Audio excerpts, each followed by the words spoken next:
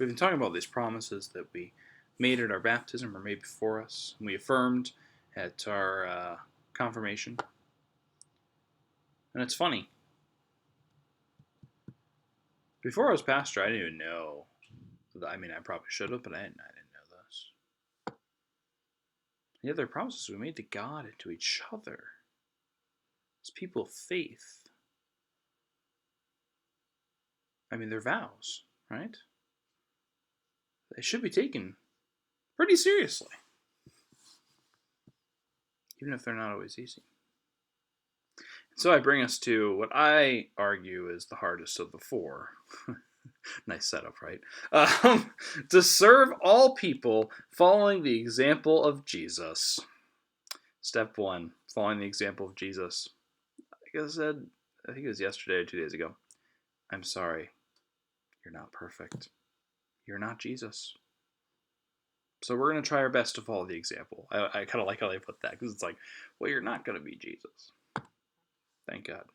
So, right? But then there's one other word in this promise that really is a sticking point. To serve all people. When I worked my first job, working at a deli, I was like a deli restaurant kind of thing. Our claim to fame was, not potato salad, pimento cheese. Pimento cheese. Never want to eat pimento cheese ever again. And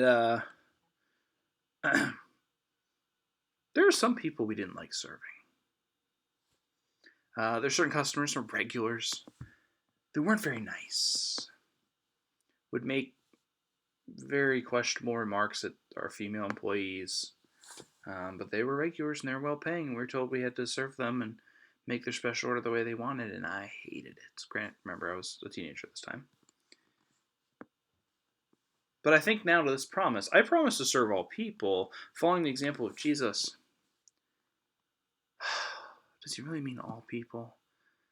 Couldn't we get the lawyer in there to make it some people, most? I'll do most. Right? There's going to be some. It's that all. It's the striving to serve all. Now, if anything, the example of Jesus does help us. If we study Jesus' teachings, this is also a nice reinforcement too. Like, hey, how do you follow the example of Jesus? Well, you probably need to know the example of Jesus. So, keep engaged in that word. Anyway, or learn it. I mean, we do a 3-year rotation. Half the time, like, oh yeah, that's in the Bible. Anyway, to serve all people, following the example of Jesus. There's sometimes where Jesus has run-ins with people, right? Like, I think of the John 3 of Nicodemus. And Jesus got a tough on Nicodemus. He's kind of like, you dummy, why aren't you getting this? But yet in a way that served Nicodemus, it helped awaken him. It helped him bring him to a greater understanding and eventually to faith. So it's interesting that the idea of serving isn't necessarily working at the deli and doing whatever you're told. The idea of serving is doing for others what will best help them.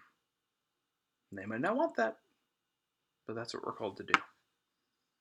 To serve people in ways to bring them to faith.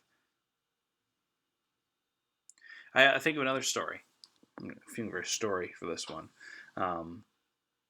My intern supervisor talked about this, that the congregation he was serving at the time had voted to start a clothing closet for underprivileged and homeless folk.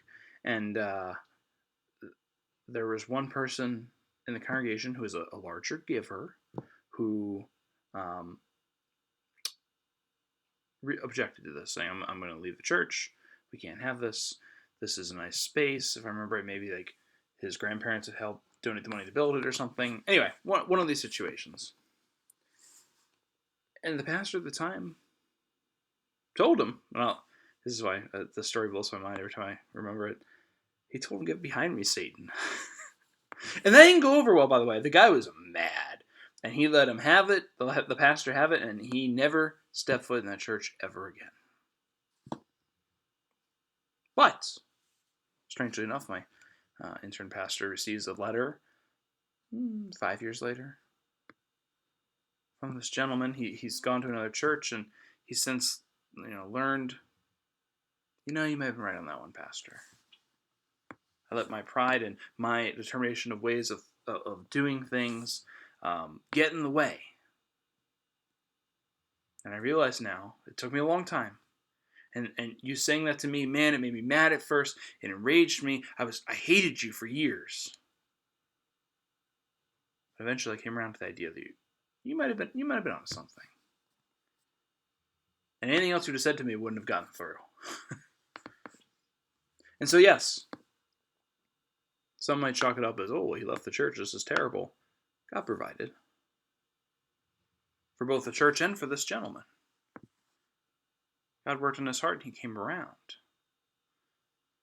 And so, in a way, he was served, but not necessarily in the way we always think about it. And so perhaps for 2021, there's ways that we can serve people that are out of the box. Because I don't know about you, a lot of the in-the-box ideas aren't working, especially in 2020 and now 2021, right? A lot of those traditional ideas, they don't really work in a pandemic. So what are some ways that we can serve? And with all of these promises, I keep meaning to say that too. Yes, I want you individually to think of what God is calling to you in your life, to discern that, of how to live out these promises. We promise we live this way. But if you have ideas for all of us together, putting our gifts, minds, hearts, spirits together for something good that we can all live out our promises in some way, please let me know. Okay. They're getting longer each time, so I'm going to wrap this one up, and we'll try to keep it under 10 minutes tomorrow.